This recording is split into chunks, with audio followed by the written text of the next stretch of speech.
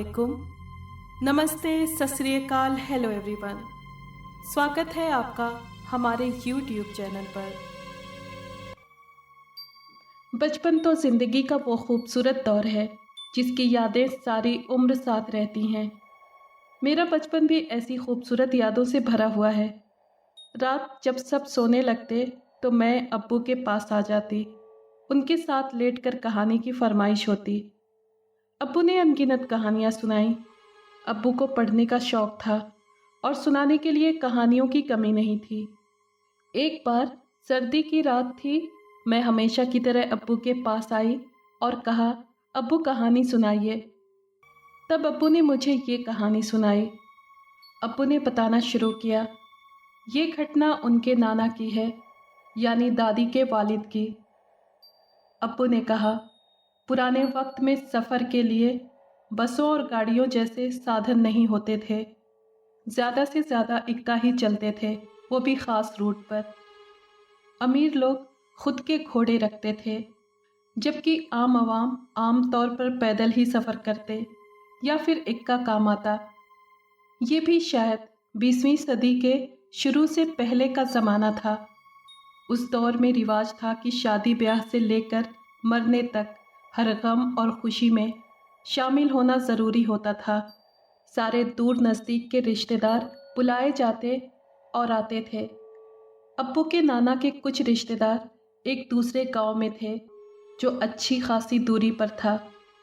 उनके यहाँ शादी में शामिल होने के लिए नाना सुबह सवेरे के वक्त नमाज के बाद रवाना हुए और पैदल सफ़र करते हुए दोपहर से कुछ पहले जा पहुँचे।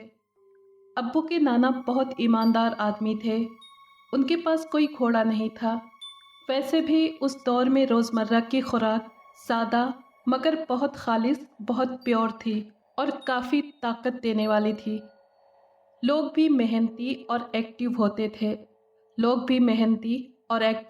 थे। पैदल सफ़र करना कोई मायने नहीं रखता था। अब्बू के नाना वहाँ शादी में शामिल हुए। सर्दियों के दिन थे, शाम जल्दी हो जाती थी।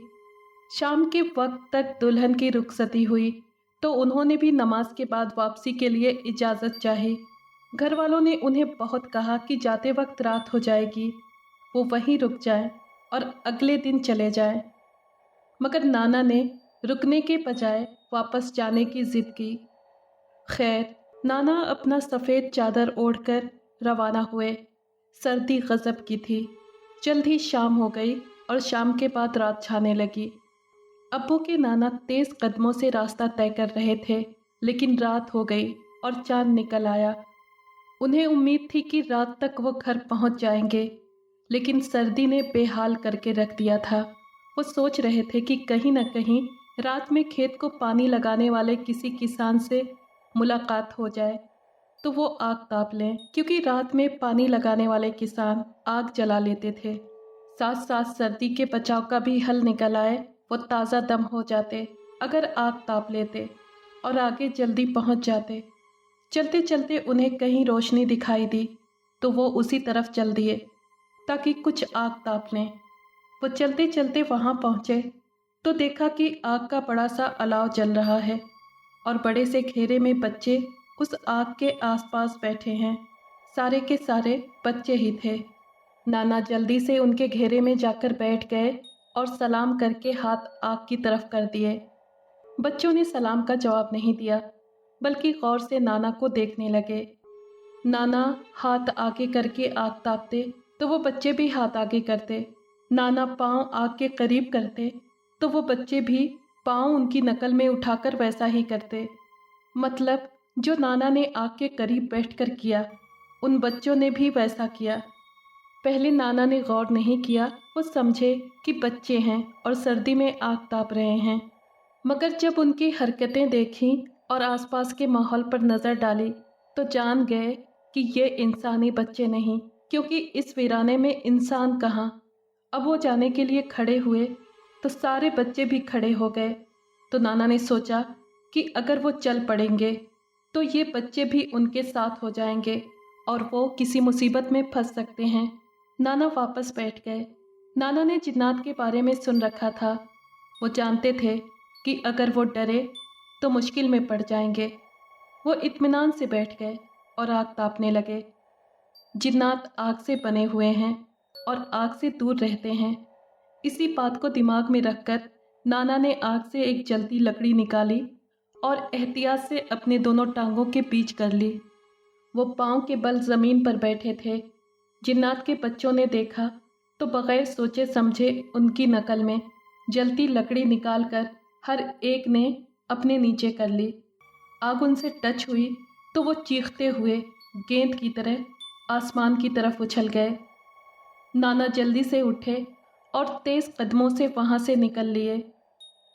दुआ पढ़ते वो लगभग भागने की रफ्तार से घर की तरफ चल दिए और आखिरकार वो घर आ गए। इस किस्से में नाना ने होशियारी से काम लिया। उन्होंने घबराने के बजाय समझदारी से जिन्नात के बच्चों से छुटकारा हासिल किया। इसके बाद मुझे सच्ची रहस्यमयी घटनाएं सुनने का शौक़ हो गया।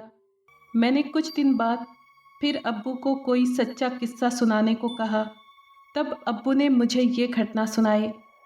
अब्बू के कहे अनुसार मेरे परदादा को किसी वजह से गांव से बाहर जाना पड़ा, जहां कुछ दिन रहने के बाद वो वापस आ रहे थे। चलते चलते रात हो गई। उन्होंने छोटा रास्ता यानी शॉर्टकट इस्तेमाल करने का सोचा, जो कि एक कब्रिस्तान से होकर जाता था।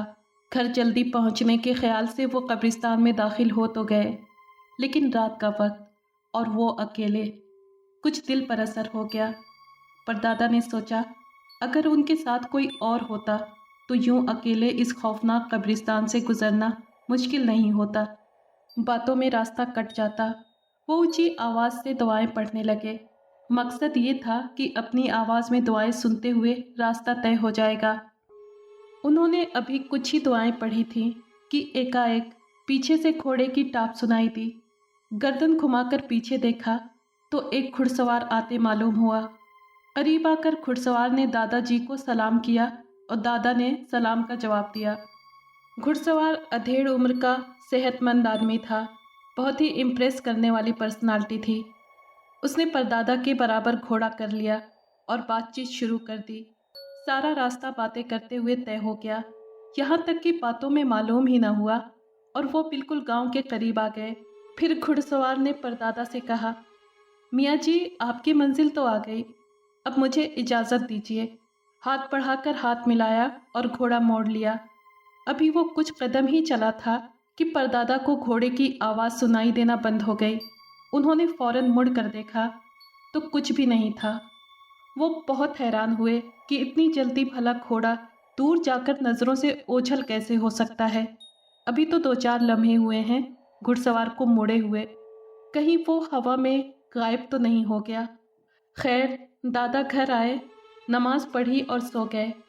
अगले दिन उन्होंने ये बात अपने वालिद से कही तो उन्होंने कहा, बेटा क्योंकि रात को तुम अकेले थे और उस वहशत और डर में ऊपर वाले के कलाम से मदद चाही, तो ऊपर वाले ने इंसान और घोड़े की शक्ल में अपने फरिश्ते को भेजा और वो बातें करता हुआ तुमको यहाँ तक छोड़ गया।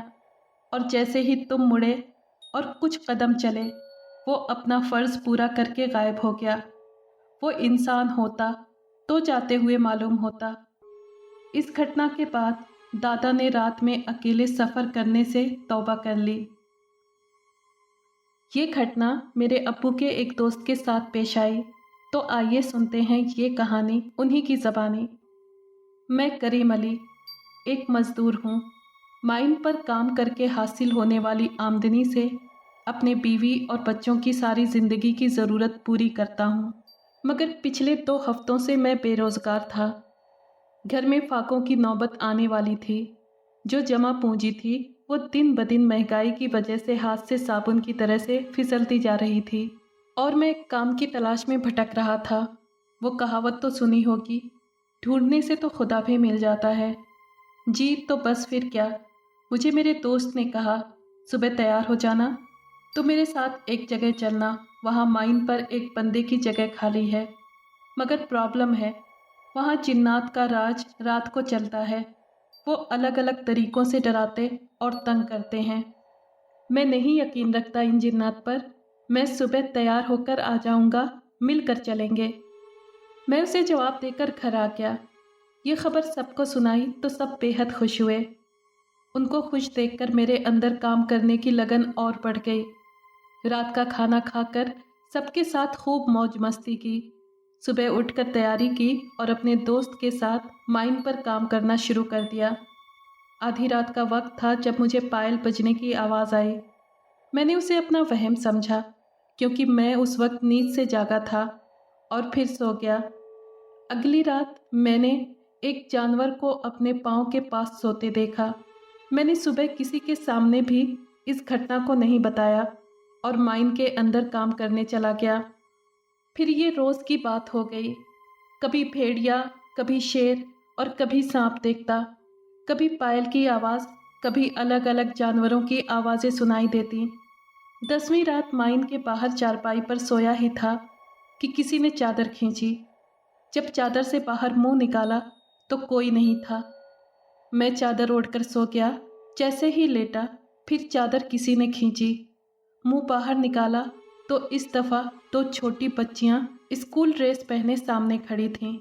انکل ہمیں گھر جانا ہے، ہم راستہ بھول گئے ہیں، ہمیں راستہ بتا دیجیے۔ ان کے بولنے پر مجھے دوست کی بات یاد آئی۔ اندھیرے میں جنات کا راج ہوتا ہے۔ میں نے انہیں کوئی جواب نہیں دیا اور سو گیا۔ اگلی صبح میں نے سب کو بتایا۔ سب نے الرٹ رہنے کو کہا اور ایک مزدور نے بتایا، تم پریشان مت ہو، جب تک تم انہیں کچھ نہیں کہو گے وہ تمہیں کچھ نہیں کہیں گے۔ یہ تو ہمارے ساتھ روز ہی ہوتا ہے، ہمیں عادت ہو گئی ہے۔ تم ابھی نئے ہو اس لیے گھبرا گئے ہو۔ ایک بات اور، رات کو تم پاؤں دیکھا کرو، تمہیں پتہ چل جائے گا کہ انسان ہے یا نہیں، کیونکہ جنات کے پاؤں ٹیڑھے ہوتے ہیں۔ اگلے دن صبح کا تھکا ہارا میں مائن سے باہر نکلا اور جیسے ہی بستر ملا سو گیا۔ رات کے کھانے پر سب نے آواز دی مگر نیند کے آگے آوازیں ہار گئیں اور میں سو گیا۔ رات کے 1 بجے تھے، مجھے بھوک کا احساس ہوا۔ مجھے معلوم تھا لنگری نے میرے حصے کا کھانا رکھا ہوگا۔ وہ ایسا ہی کرتا تھا تاکہ جس کو رات کو بھوک لگے وہ کھا لے۔ میں نے ہاتھ دھو کر کھانا کھانا شروع ہی کیا تھا کہ میرے سامنے میرا دوست کلیم آ کر بیٹھ گیا۔ میں نے اسے کھانے کی پیشکش کی تو وہ میرے ساتھ کھانے لگا، مگر جیسے ہی میری نظر اس کے پاؤں پر پڑی میں ڈر گیا۔ اس سے پہلے کہ میں ہوش کھوتا میں نے واش روم جانے کا بہانہ کیا اور وہاں سے دوڑ لگائی اور سب کو جگا دیا۔ سب نے بہت تسلیاں دیں، بہت سمجھایا، مگر میرا ڈر نہیں گیا۔ سب نے میرے ساتھ رات جاگ کر گزاری۔ اگلی صبح میں نے جانے کا فیصلہ کیا تو سب نے بہت سمجھایا مگر میں نے کسی کی نہیں مانی۔ میں نے ان سے کہا کہ مجھے یقین ہو گیا ہے کہ جنات ہوتے ہیں۔ آپ لوگ کہتے ہو انہیں تنگ کیا جائے تو نقصان پہنچاتے ہیں، مگر میں کہتا ہوں کہ کیا بھروسہ، ڈر کے مارے جان ہی نکل جائے یا کب وہ خود انسان کی جان لے لے۔ ہم کچھ بھی نہیں کر سکتے تب سوائے تماشا دیکھنے کے۔